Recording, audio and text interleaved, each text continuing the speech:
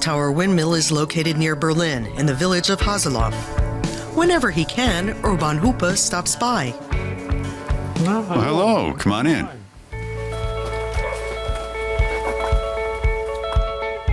Hupe always wanted to live in a windmill. He's decorated his kitchen with themed homeware and antique finds. The spacious kitchen is the windmill's ground floor. There are 5 stories above it. When Hupe bought the 19th century windmill 25 years ago, it was in ruins. The carpenter spent more than a decade fixing it up. But all the work was worth it in the end.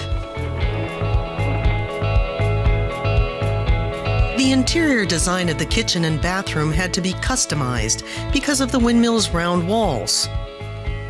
It was really a great moment when you could finally take a shower here. Before, there was just a garden hose in the summertime, and in winter, there was nothing.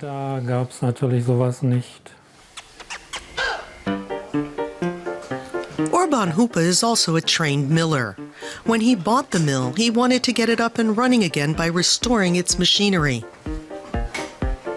That included the mill's cap, which sits at the top of the tower.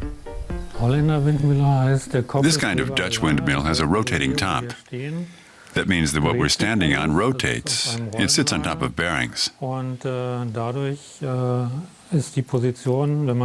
So when you pass by the mill, the top is always facing in a different direction, depending on from which direction the wind is blowing.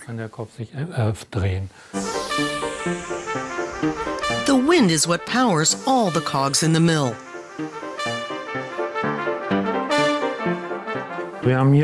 This is the wind shaft on which the windmill's blades are mounted. They're facing in this direction. There's a huge wheel that's turned by the blades. And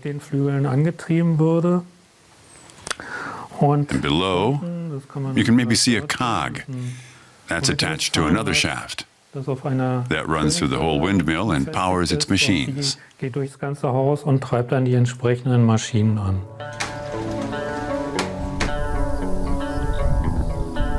Hupe has to make sure too much wind doesn't get trapped in the blades. And he also has to keep the tower's cap firmly anchored so it doesn't fly off. You can't compare it to a normal family home. There's always something to do here. You have to keep the shafts oiled, repaint the blades, tighten the screws, repair the brackets. It always keeps you busy. On the 3rd floor of the mill, Hupe has opened up a small museum. Many objects in its collection are from the early 20th century. Almost all of them have something to do with mills or the milling trade.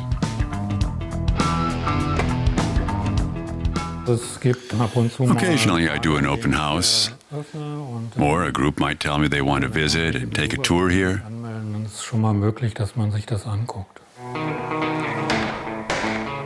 Hupe's bedroom is on level 2 of the tower. It was once the mill floor. Hupe has kept the millstone intact here. Theoretically, I could grind corn here. You'd tip it down the funnel there, and if the wind were blowing, you could grind corn.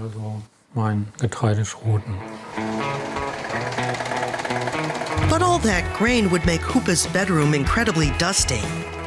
Instead, the miller spends his time making kites from old umbrellas. 160 were needed to make this one.